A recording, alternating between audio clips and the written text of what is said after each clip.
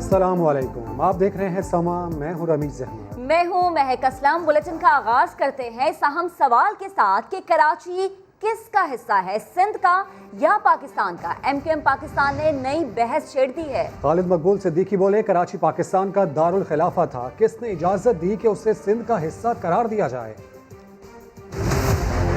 जिस दिन पाकिस्तान बना था उस दिन कराची सिंध का हिस्सा नहीं था, बल्कि पाकिस्तान का दारुल खिलाफा था। कोई ये बताएगा सिंध हुकूमत समेत कि कराची को किसकी मर्जी से सूबा सिंध का हिस्सा बनाया गया?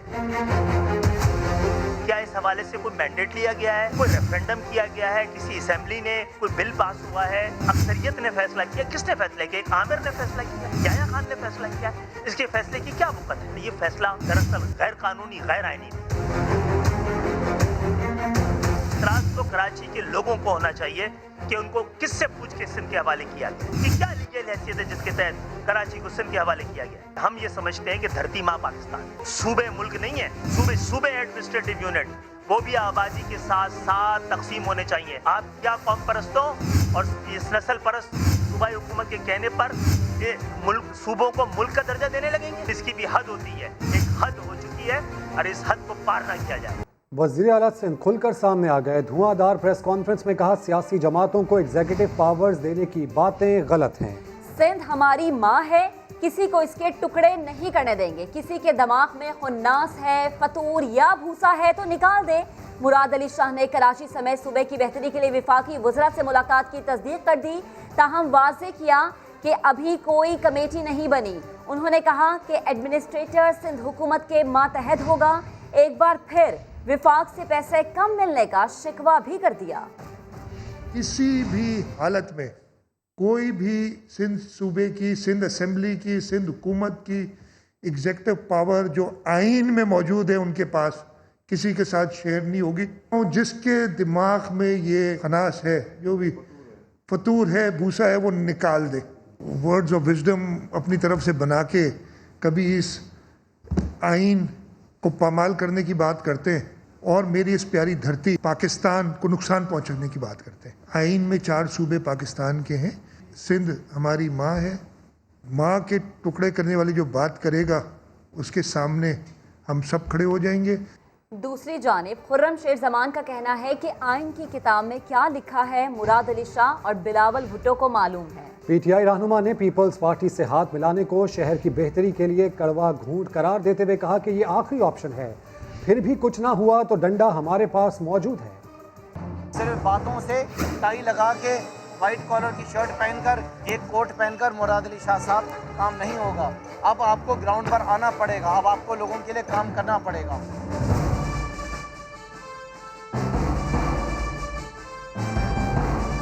हम आपकी मदद करना चाहते हैं, हम आपके साथ काम करना चाहते हैं। ये कड़वा घूंट पी के इस शहर कराची की खिदमत करना चाहते हैं।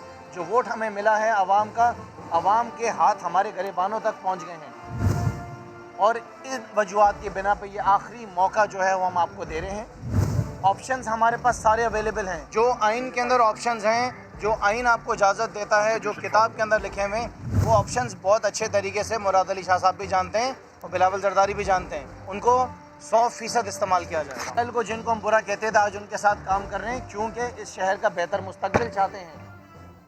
एक शहर, 3 जमातें और बेशुमार मसाइल। एक कमेटी आखिर कराची के मसाइल कैसे हल करेगी? क्या वफाक और सूबाई कोशिशों का ये इत्तेहाद हालात बदल पाएगा? कराची के वो कौन से मसाइल हैं जिन्हें दिनों में हल करने का दावा किया जा रहा है? इस रिपोर्ट में देखते हैं। अवाम के मसाइल में कमी लाने के लिए एक इनकलाब की शुरुआत है। कुशादा सड़कें, समंदरी हवाएं और रात की रोशनियां। शहर कराची शहर बेमिसाल हुआ करता था, आज मसाइल का अंबार है। घरों में बिजली नहीं, पानी नहीं। जो हमारी दाबी जी की पब्लिक स्टेशन है वो भी काम शुरू करेगी और 65 से 70 MGD इजाफी पानी भी कराची को जो है मिलना शुरू हो जाएगा। घरों से निकलें तो बारिश का पानी ही पानी हर तरफ नजर आता है। शहर का शहर डूब जाता है। पानी जब चला जाता है तो सड़कों का टूटा फूटा हाल खुलकर सामने आ जाता है। रूट्स भी दे रहे हैं, दूसरी फैसिलिटीज भी दे रहे हैं। नेक्स्ट बजट में एक्सक्लूसिव कराची के लिए रूटीन बजट के अलावा 10 अरब रुपए के पैकेज होंगे जो मेन रोडों के ऊपर खर्च होंगे। बसों के मुसाफिर बेबस नजर आते हैं, पैदल राहगीर लुटते दिखाई देते हैं, गटर के ढक्कन गायब मिलते हैं, सीवरेज का पानी उबलता नजर आता है। 12 साल में रिकॉर्ड बदतरीन सूरत हाल हो चुकी है। अदालत कहती है कराची को बर्बाद कर दिया गया। अब भी 150 अरब रुपए का पैकेज चेयरमैन साहब ने अनाउंस किया है। वफाक सूबा और शहरी इंतजामिया एक दूसरे पर जिम्मेदारी का मलबा डालती रही है और अपने कागजी कारनामों का ढंडोरा पीटती रही है। देखिए, सिर्फ 100 बसों की बात नहीं, दिसंबर में आपको यहाँ पे जो सिटी बस सर्विस है कराची में वो नजर आएगी। 36 बसें पहले ही चल रही हैं और 16 जो हैं आज ऑन रोड हो जाएंगी। फौरी तौर पर सिटी सर्विस शुरू कर रहे हैं। मगर अब तीनों ने मिलकर शहर का हाल महीनों में नहीं दिनों में बदलने का दावा कर दिया है। एक शहर के बेशुमार मसाइल के लिए एक कमेटी मैदान में उतर चुकी है। पीपल्स पार्टी, पीटीआई और एमक्यूएम ये सब कमेटी का हिस्सा हैं। अच्छा इनिशिएटिव है, मिलकर काम करना चाहिए, बहुत अच्छी बात है। 3 जमात मिलकर नहीं कर सकती, अकेले पीटीआई करना चाहे तो कर सकती है। तीनों जमातें ना आए, तीनों में से कोई एक भी काम नहीं करेगा। इनको पूरा तबाह बर्बाद कर दिए। ये वही हैं जो अब तक मसाइल हल न कर सके, उल्टा मसाइल बढ़ा गए। मेरे पास पावर भी नहीं है, मैं तो ढक्कन भी नहीं लगा सकता गटर का। अब तक ये अलग अलग थे, अब इत्तेहाद बन चुके हैं।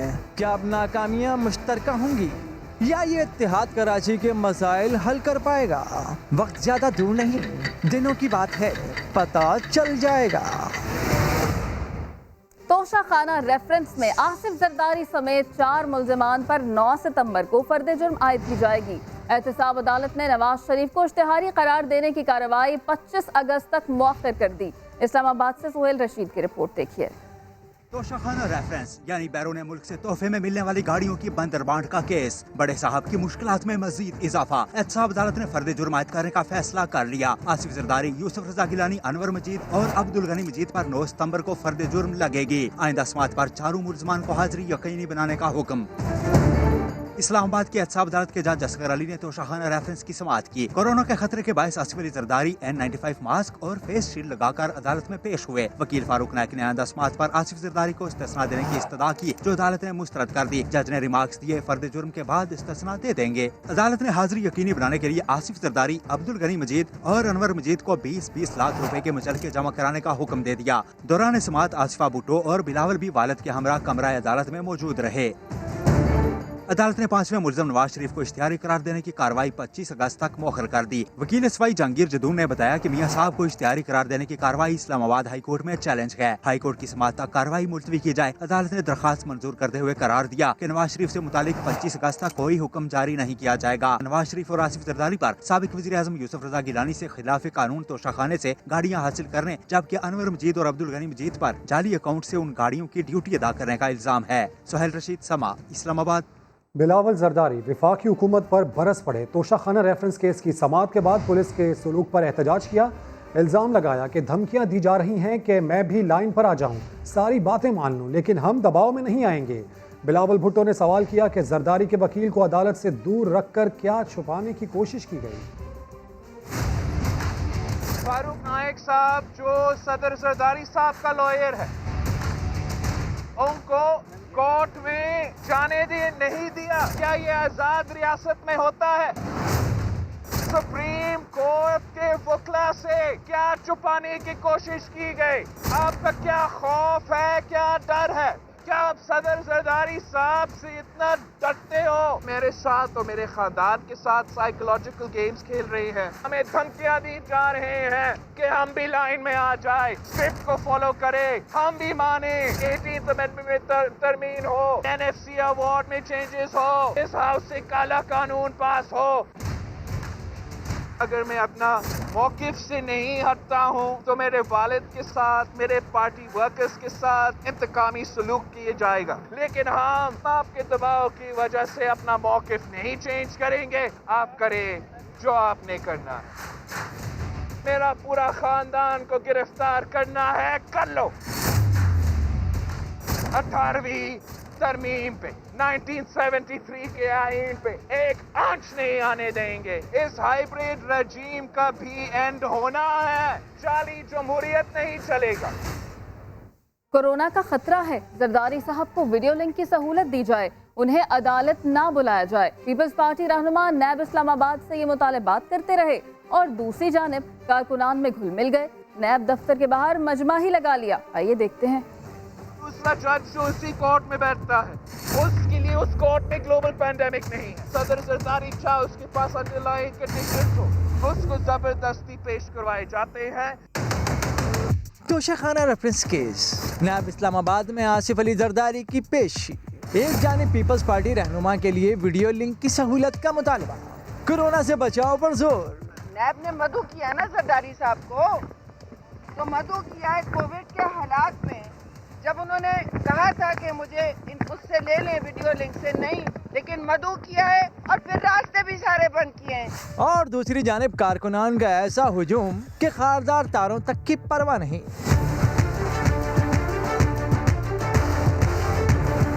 कोरोना का कोई खतरा नहीं, कहाँ की SOPs, कैसी SOPs? ये कैसा कोरोना है जो आसिफ अली जरदारी के लिए तो खतरनाक है मगर कारकुनान के लिए कहीं मौजूद नहीं।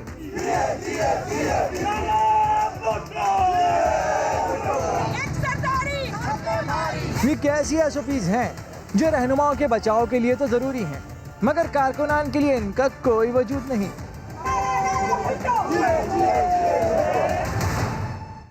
वज़ीर आज़म के मुआविन खुसूसी शहबाज गिल ने बिलावल के बयान पर सख्त रद्द-ए-अमल दिया है। कहा, बिलावल और जरदारी साहब की बौखलाहट के क्या कहने, इनके वकील अदालत में फरमा रहे हैं कोरोना का खतरा है, जरदारी साहब का रश में जाना मुनासिब नहीं।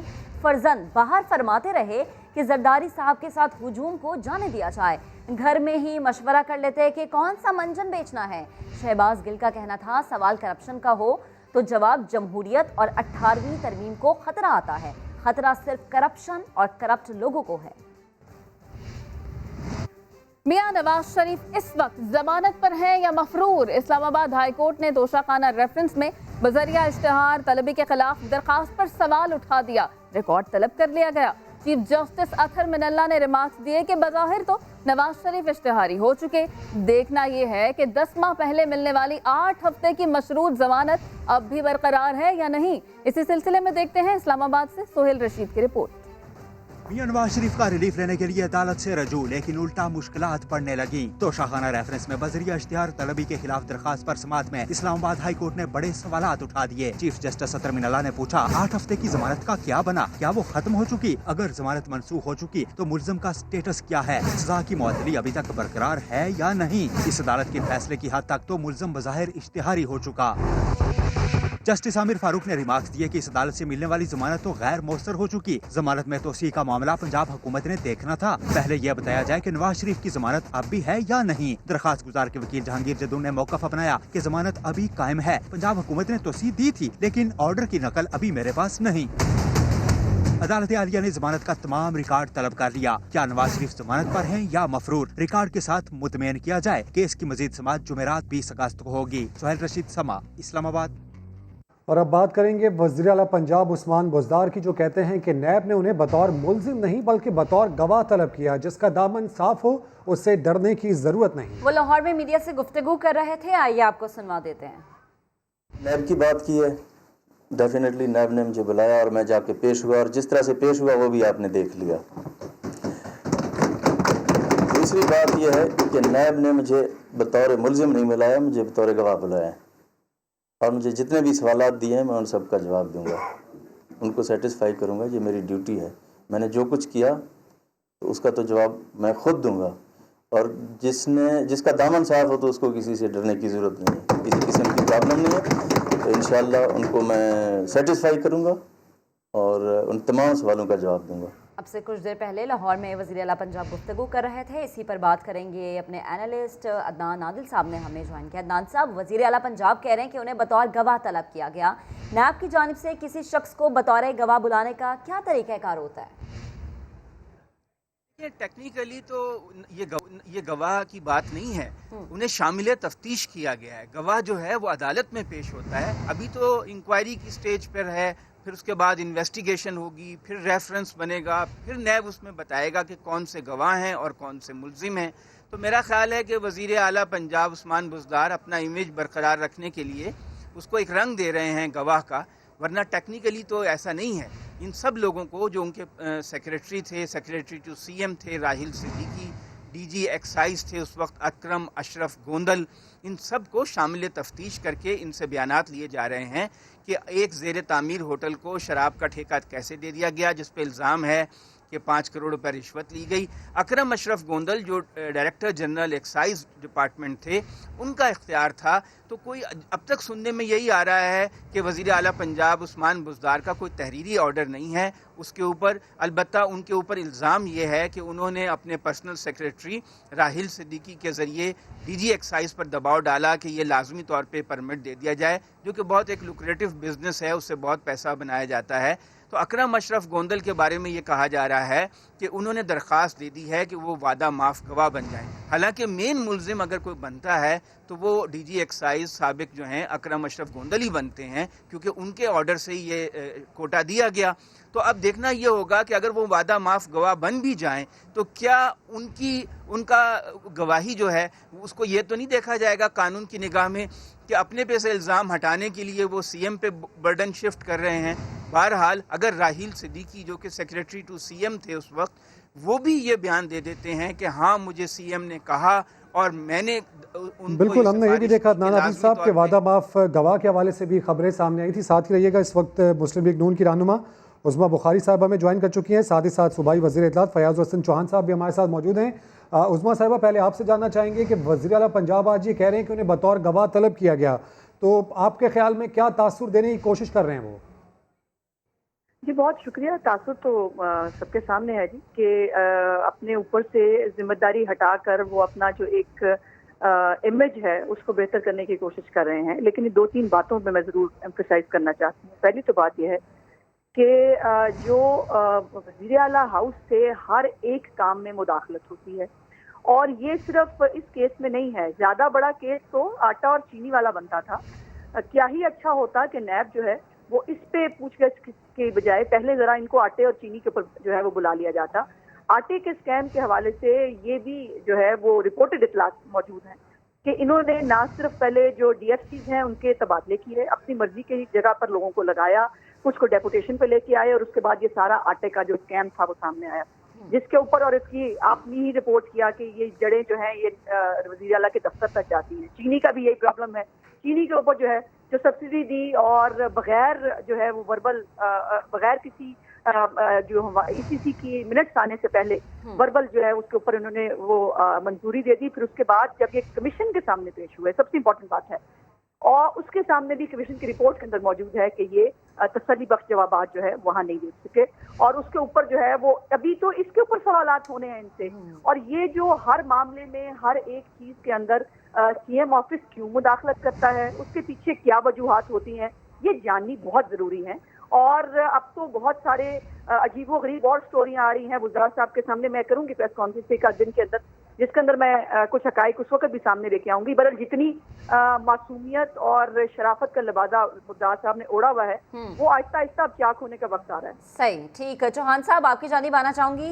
नैब ज़राए इस बात की तरदीद करें जो वज़ीर आला पंजाब उस्मान बुज़दार ने बात की है बतौर गवाह बुलाने की, आपको क्या लगता है आखिर मामला है क्या? वज़ीर आला पंजाब जो बात कर रहे हैं, नैब उसकी तरदीद कर रहा है, तो वज़ीर आला पंजाब किस बेस पे ये कह रहे हैं कि मुझे बतौर गवाह बुलाया गया था? बिस्मिल्लाहिर्रहमानिर्रहीम। देखिए, मैं रावलपिंडी में अपने हलके में आया हूँ। मैंने सुबह से टीवी नहीं देखा, लेकिन मैंने जो सारी इन्वेस्टिगेशन की है आपकी स्टोरी की, पहली बात तो वज़ीर पंजाब सरदार उस्मान बुज़दार साहब ने बिल्कुल ठीक कहा कि उनके नाम से, उनके साइन से कोई डॉक्यूमेंट, कोई फाइल, कोई चीज़ ऐसी नहीं है जो इस इशू के ऊपर, जो इशू शराब लाइसेंस का इशू है, उस पर उनकी तरफ से तो कोई, उनके ऑफिस की तरफ से कोई ऑर्डर भी नहीं है, कोई डॉक्यूमेंट भी नहीं है। तो वो जो इस केस में जा रहे हैं, अगर उन्होंने ये कहा है कि वो एक गवाह के तौर पर जा रहे हैं, तो आई थिंक उन्होंने बिल्कुल ठीक कहा है ये कि वो कोई एज अ मुल्जिम तो नहीं गए, ना तो एज अ मुजरिम गए हैं। उन्हें बुलाया गया है कि हाँ जी ये आपके डीजी एक्साइज हैं, उनकी तरफ से अगर ये लाइसेंस का ठेका दिया गया, ये लाइसेंस दिया गया है शराब का लाइसेंस, तो उसके हवाले से उनसे पूछ परतीब की जाएगी, तो जाहिर सी बात है एज अ गवाही की जाएगी। वो बाद में नैब की जनाब प्रोगेटिव है कि नैब उसको किस तरह कंसिडर करता है, बाद में उसको किस तरह कन्वर्ट करता है, लेकिन अभी तक के हवाले से जो अगर सरदार उस्मान बुज़दार साहब ने बात की है वो बिल्कुल ठीक की है। दूसरी चीज, कोई नैब के जराए ने तरदीद नहीं की। नैब के जराए उनकी जनाब उनका नोटिफिकेशन होता है, जब वो नोटिफिकेशन देते हैं ना, जैसे आज नोटिफिकेशन आ गया जी हमजा शहबाज साहब के खिलाफ नया रेफरेंस दायर हो गया, ठीक है जी, हर दूसरे तीसरे दिन हमजा शहबाज साहब से शहबाज शरीफ साहब के ऊपर कभी मुश्ताक चीनी का और कभी जनाब मसरूर अहमद का, कभी निसार गिल का, कभी मनी लॉन्ड्रिंग का, कभी अकरबा परवरी का, कभी लूटमार का, कभी फलाह का, कभी फलाह का, जो एक लंबी लिस्ट है जनाब इनके ऊपर, नून लीग के जनाब कायदीन के ऊपर, वो बाकायदा नोटिफिकेशन आते हैं ना। तो इसी तरीके से अगर तो कोई नोटिफिकेशन या कोई लेटर आया हुआ है तो आप दिखा दें कि हाँ ये उन्होंने तरदीद कर दी है, अदरवाइज मैं ये समझता हूँ कि बुज़दार साहब ने कोई गलत बात नहीं। ठीक, फयाजुल हसन चौहान साहब, उस्मा बुखारी साहिबा, अदनान आदिल साहब हमारे साथ मौजूद थे, बेहद शुक्रिया। अहम खबर आपको दें, वजीर आपाशी मोहसिन लगारी की वजीर आला पंजाब उस्मान बुज़दार से तल्ख कलामी। वजीर आला ऑफिस में दाखिले से रोकने पर मोहसिन लगारी गुस्से में आ गए। इसी पर बात करेंगे नुमाइंदे खुसूसी नईम अशरफ भट्ट ने हमें ज्वाइन किया। भट्ट साहब, क्या हुआ था 13 अगस्त को, क्यों रोका गया इन्हें? जी महक, बड़ा ही नाखुशगवार वाकया हुआ। 13 अगस्त को जब काबीना का इजलास था तो उससे 15 मिनट बाद जब मोहसिन लगारी जो अहम वजीर हैं, वजीर आपाशी हैं, उन्होंने वजीर आला से मिलने के लिए जब वो उनके ऑफिस दाखिल होने लगे तो गार्ड ने उन्हें रोका। तो फिर थोड़ा सा उन्होंने गुस्सा का इजहार किया, पूछा कि क्यों रोक रहे हो, तो उन्होंने कहा मैं वो कर रहा हूँ जो मुझे हुक्म है। तो फिर ज्यादा जब बहस हुई तो इवन धक्कम पेल तक बात आ गई और गार्ड ने मोहसिन लगारी को धक्का भी दिया। और फिर जब ज्यादा शोर मचा तो फिर दरवाजा एक ऑफिशियल जो थे वहां पर स्टाफ अफसर उसने खोला, तो फिर आमने सामने हो गए उस्मान बुज़दार वजीर आला और मोहसिन लगारी। और फिर लगारी साहब ने सीधा कहा कि वजीर आला को मुखातब करते हुए कि तुम उस्मान खान, तुम उसको क्या समझते हो, इतने बड़े आदमी हो गए हो, कितने रोज से मैं कोशिश कर रहा हूँ कि जो सरकारी अपने डिपार्टमेंट के मामला हैं वो आपसे डिस्कस करूँ, वक्त मांग रहा हूँ, नहीं मिल रहा। तो फिर मुझे बताएं कि आपके अलावा कौन है वजीर आला के जिससे मैं ये सरकारी काम करवा सकूं। तो फिर जब ये सारी बातें हो रही थी तो दूसरी जानिब उस्मान बुज़दार, जिनके पास कुछ और लोग भी थे, कुछ यहाँ पर ऑफिशियल और कुछ सियासी लोग भी वहाँ मौजूद थे, तो वो खामोश रहे। उस्मान बुज़दार ने आगे से ज्यादा गुस्सा का इजहार नहीं किया। लेकिन मोहसिन लगारी जो हैं वो काफी सीखा हुए, और मोहसिन लगारी महक ये डीजी खान से ही इनका ताल्लुक है जहां से वजीर आला हैं, और राजनपुर से ये MPA बने हैं, तीसरी मरतबा सेनेटर भी रह चुके हैं, अहम वजीर हैं, और फिर इनका नाम अक्सर मुतबादल के तौर पे भी गर्दिश में रहता है। हो सकता है ज़राए का यही कहना है कि ये जो इनको थोड़ा सा मुलाकात नहीं हुई, हालांकि उस्मान बुज़दार की यही पहचान सामने आती है कि वो तो सबसे मिलते हैं, लेकिन एक अहम वजीर और उनके शहर का जो वजीर है उनसे वो नहीं मिल रहे थे, और इतना नाखुशगवार वाकया हुआ। बिल्कुल, और मोहसिन साहब कह रहे हैं कि फिर अगर उन्होंने नहीं मिलना तो फिर वो सरकारी काम पर किससे डिस्कशन करे। साथ रहिएगा नईम साहब, हमें फयाजुल हसन चौहान साहब ज्वाइन कर चुके हैं।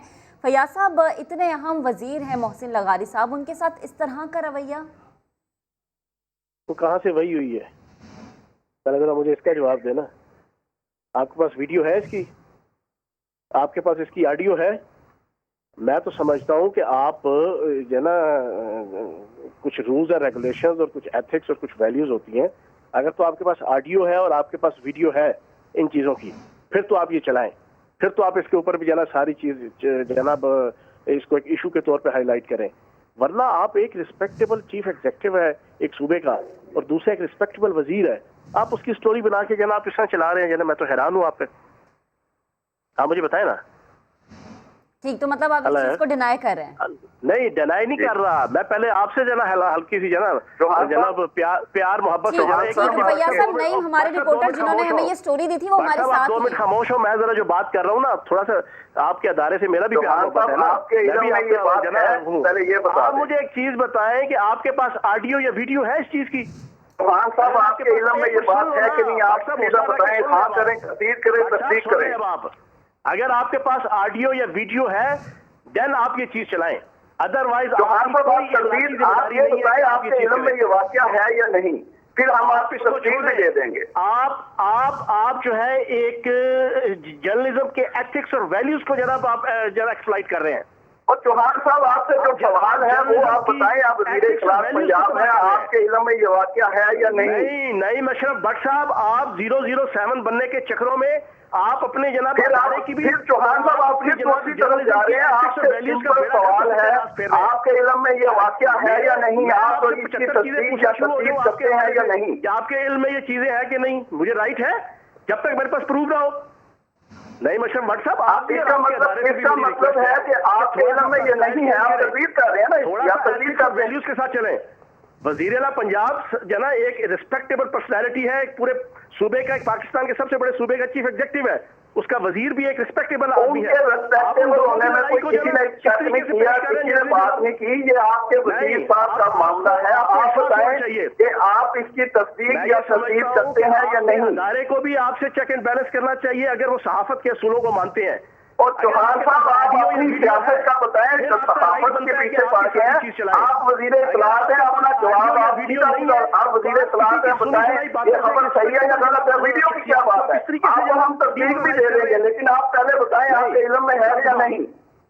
आपको माफी मांगनी चाहिए सीएम के हवाले से भी और लोहारी चौहान साहब भी इस तरफ जा रहे हैं। आप बताएं किस बात के आपके इल्म में नहीं है जवाब? आप बताएं आप तस्दीक करें या तस्दीक करें? स्टोरियां चलाने लगे हुए हैं, ये कोई तरीकेकार नहीं होता। चौहान साहब आप वज़ीर इत्तलात हैं, एहसास होना चाहिए, आप तर्जुमान हैं, बताएं ये सही है या गलत वीडियो है। मैं ऑन रिकॉर्ड कह रहा हूँ, सारी दुनिया सुन रही है। अगर आप हमें आप ये बताएं आप वज़ीर इत्तलात हैं, आपके इल्म में इतनी बड़ी बात है या नहीं? आप मोहसिन लोहारी साहब के भी मुजरिम हैं, आप अपने अदारे के भी मुजरिम हैं। और मोहसिन लोहारी साहब को इसकी तस्दीक कर चुके हैं, वज़ीर इत्तलात साहब जो एथिक्स और वैल्यूज उसके भी आप मुजरिम हैं। तो मोहसिन लोहारी से खुद मेरी बात हुई है, वो तस्दीक कर चुके हैं। चौहान साहब आप बताएं आप वज़ीर इत्तलात किस बात के, आपके इल्म में नहीं है ये बात? ठीक, फैयाजुल हसन चौहान साहब ने लाइन ड्रॉप कर दी है। हमारे रिपोर्टर नईम अशरफ भट्ट हमारे साथ मौजूद थे। वजीर बराए पाशी मोहसिन लगारी की वजीर आला पंजाब उस्मान बुज़दार से तलकलामी हुई है। फैयाजुल हसन चौहान साहब सबूत मांग रहे थे, लेकिन इस चीज़ को ना तो डिनाई कर रहे थे ना एक्सेप्ट कर रहे थे कि ऐसा हुआ है या नहीं। वजीर आला ऑफिस में उन्हें धक्के दिए गए और उनको दाखिले से रोकने पर मोहसिन लगारी साहब गुस्से में आ गए हैं और गार्ड ने कहा कि मैं वही कर रहा हूँ जिसका मुझे हुक्म दिया गया है।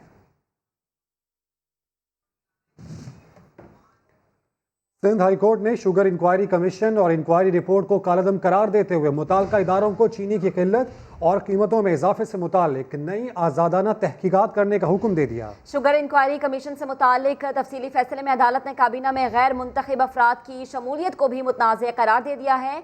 इस हवाले से मजीद जानते हैं इरफान उल हक से। जी इरफान बताएगा। देखिए, अदालत ने अपने फैसले में करार दिया है कि जो पार्लिमानी निज़ाम है उसमें मुशीर रखने की कोई गुंजाइश नहीं है। काबीना में मुशीर और एडवाइज़र की हैसियत एक एलियन की सी है और इस तरह सवालात उठते हैं। अगर एहतिसाब के लिए कोई मुशीर रखा जाएगा तो और नैब के उससे बाहमी ताल्लुकात होंगे और इस तरह नैब के किरदार भी मशकूक होगा और जो नैब का और हुकूमत के बाहमी ताल्लुकात हैं उस पर भी सवालात उठाए जाएंगे। लिहाजा अदालत ने सख्त ऑब्जर्वेशन दी है एडवाइजर्स के हवाले से और बिलखुसूस जो वज़ीर-ए-आज़म के मुशीर बराए एहतिसाब हैं शहजाद अकबर, उनके हवाले से अदालत ने इनका सख्त ऑब्जर्वेशन दी है और कमीशन की जो तश्कील थी उसे गैर कानूनी करार दिया है और ये भी करार दिया है कि जो नोटिफिकेशन जारी किया गया है उसमें कानून के तकाज़े पूरे नहीं किए गए। सिंध हाई कोर्ट के अहकामात की रोशनी में FBR ने शुगर मिल्स मालिकान से सेल्स टैक्स और इनकम टैक्स से मुताल्लिक रिकॉर्ड तलब कर लिया है। इसी हवाले से मजीद बात करेंगे अपने नुमाइंदे अशरफ खान से। अशरफ, कोई टाइम फ्रेम दिया गया है?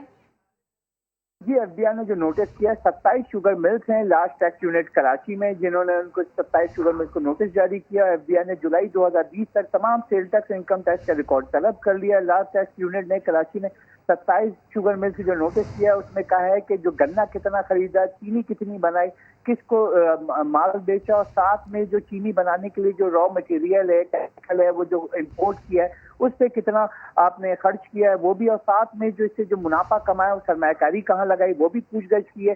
तमाम तफसीलात पूछें क्योंकि पिछले 5 साल का डाटा शुगर मिल्स को देना होगा। शुगर मिल्स ने जो अभी इब्तदाई तौर पे कहा है कि जो नोटिस हुआ था उसके बाद उन्होंने वक्त मांग लिया है कि वो 5 साल का डाटा एक साथ नहीं दे सकते और साथ में ये कहा है FBR के मुताबिक कुछ जो शुगर मिल्स ने लंबे सरमायाकारी की है उसका भी डाटा तलब किया और कहा है कि जो विद होल्डिंग टैक्स की मद में कटौती पर एडजस्टमेंट की गई है उसकी भी मालूमात तलब की गई। अशरफ, आपका बेहद शुक्रिया। हफ्तावार महंगाई 4 माह की कम तरीन सतह पर आ गई। विफाकी इदारा शुमारियात ने अदाद शुमार जारी कर दिए। 13 मसनूआत सस्ती और 23 अशिया के निर्ख बरकरार रखे गए हैं। तो रिपोर्ट शाये की है विफाकी इदारे शुमारियात ने, जिसमें बताया गया है कि गुज़श्ता हफ्ते महंगाई में 0.22% कमी हुई, जबकि ये शरह 7.01% रही। एक हफ्ते में 15 अशिया ज़रूरिया की कीमतों में इजाफा देखा गया। 13 मसनूआत सस्ती हुई, जबकि 23 अशिया के निर्ख बरकरार रहे। और अब एक अच्छी खबर शामिल करते हैं। पाकिस्तान की तरसीलात ज़र में रिकॉर्ड इजाफा हुआ है। जुलाई 2020 में तरसीलात ज़र 2 अरब 77 करोड़ डॉलर की बुलंद तरीन माहाना सतह पर पहुंच गई। वज़ीर आज़म इमरान खान ने ट्वीट पैगाम में अच्छी खबर सुनाती।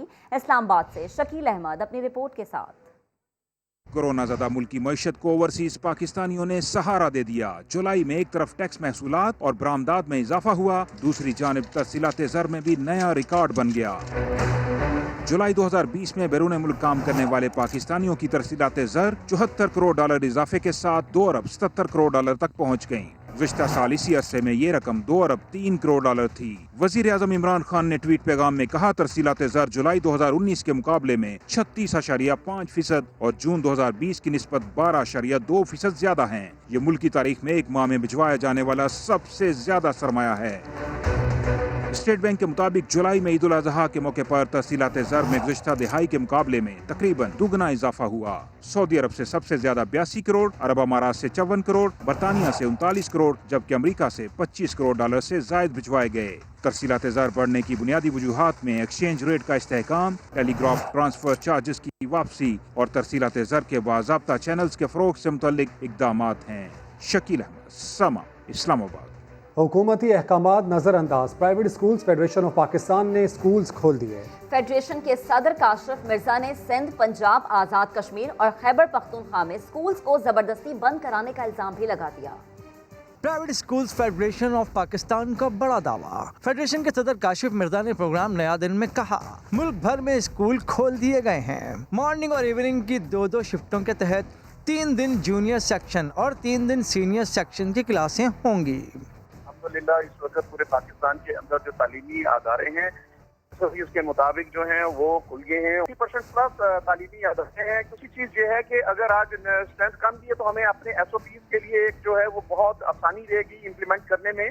लेकिन पंजाब के निजी स्कूल्स मालिकान ने काशिफ मिर्जा की बातों को मुस्तरद कर दिया, जबकि 4 सदा मालाकंड में एसोसिएशन ने सियासी जमातों के ताउन से स्कूल खोलने का दावा किया है।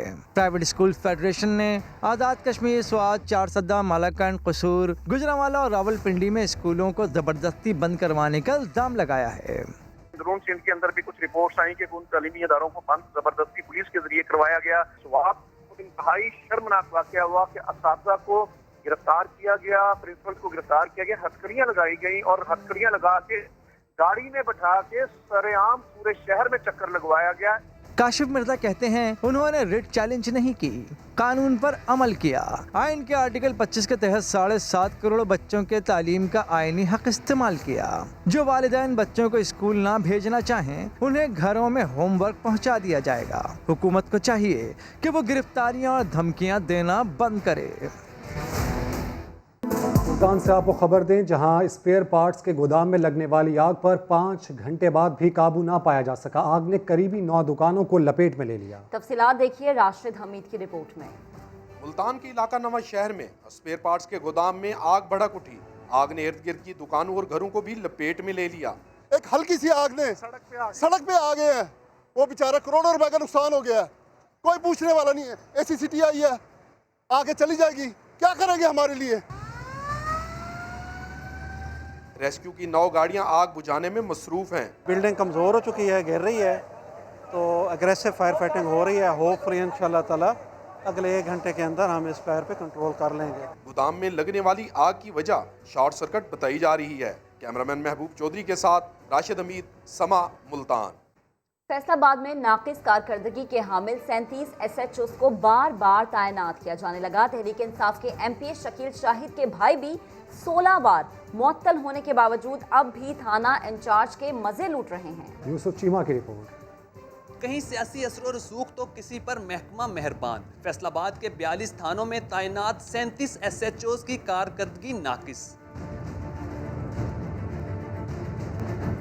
16 इंस्पेक्टर्स और 21 सब इंस्पेक्टर्स बार बार मुअत्तल होने के बावजूद SHO तैनात। 16 बार मुअत्तल होने वाले PTI MPA शकील शाहद का बाई इंस्पेक्टर वहीद शाहद भी SHO मुकर्रर है।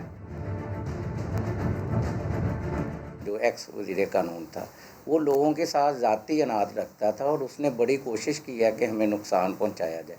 इस वजह से उसकी सस्पेंशन है, ना कि काम की वजह से। मैंने उन्हें कहा कि जी मैं उसके अलावा कोई सिफारिश अगर हुई तो मैं कर दूंगा, नहीं तो मैं कभी सिफारिश नहीं करता। SHOs रिश्वतस्तानी, तशद्दुद और फ़राइज़ में गफलत बरतने पर मुअत्तल हुए। SSP ऑपरेशन कहते हैं कि नफरी की कमी के बायस मसाइल दरपेश हैं। डिपार्टमेंट में नफरी यही मौजूद है, जो हमारे पास पर्सनल हैं ये यही वाले हैं। सब इंस्पेक्टर्स हैं फॉर एग्जांपल, वो हमारे पास फिक्स हैं, वो जो तादाद है इंस्पेक्टर्स हैं वो वही हैं, इन्होंने ही लगना होता है। अब इनमें चूज़ करके लगाया जाता है। जिला भर में 82 इंस्पेक्टर्स और 700 से ज़ायद सब इंस्पेक्टर मौजूद हैं, मगर खास एहलकारों पर नवाजिशें बाइस तशवीश हैं। कैमरामैन कदीर रहमान के साथ यूसुफ चीमा, समा, फैसलाबाद। अफसोसनाक खबर आपको दें, केंजर झील में कश्ती उलटने का वाक़या पेश आया है। कश्ती में 12 अफराद सवार थे। हादसे का शिकार 6 अफराद की लाशें अब तक निकाल ली गई हैं। इंतहाई अफसोसनाक खबर है, केंजर झील में कश्ती उलट गई है। हादसे का शिकार 6 अफराद की लाशें निकाल ली गई हैं। इसी पर बात करेंगे। ब्यूरो चीफ कराची फैसल शकील ने हमें ज्वाइन किया। फैसल, 6 की लाशें निकाल ली गई, 6 अफराद को अभी तक ढूंढा जा रहा है, बताएगा क्या मामला है ये? जी बिल्कुल, ये केंजर झील में अफसोसनाक वाकया पेश आया है। ये कश्ती जो है वो लकड़ी की थी। कराची से जाने वाली एक फैमिली थी जिसमें खवातीन और बच्चे और नौजवान शामिल थे। 12 अफराद पर मुश्तमिल ये बता रही है फैमिली इस लांच में सवार हुई है और नूरी जाम तमाची के मज़ार पर जो है वो ये जा रहे थे कि इस दौरान रास्ते में जो है वो ये लांच उलट गई, जिसके नतीजे में 6 लाशें जो है वो अब तक निकाल ली गई हैं, जिनमें 5 खवातीन और एक बच्चे की लाश शामिल है, जबकि दीगर अफराद की जो है वो तलाश जारी है। तो रेस्क्यू टीमों को तलब कर लिया गया है। अभी इमदादी कार्रवाइयाँ जारी हैं। जो बॉडीज निकाली हैं उन्हें ठट्टा के अस्पताल अभी जो बाकी लोग हैं उनकी तलाश का सिलसिला जारी है। फैसल, आपका बेहद शुक्रिया। ब्रेक के बाद हाजिर होंगे हेडलाइंस के साथ। आप देखते रहिए समा।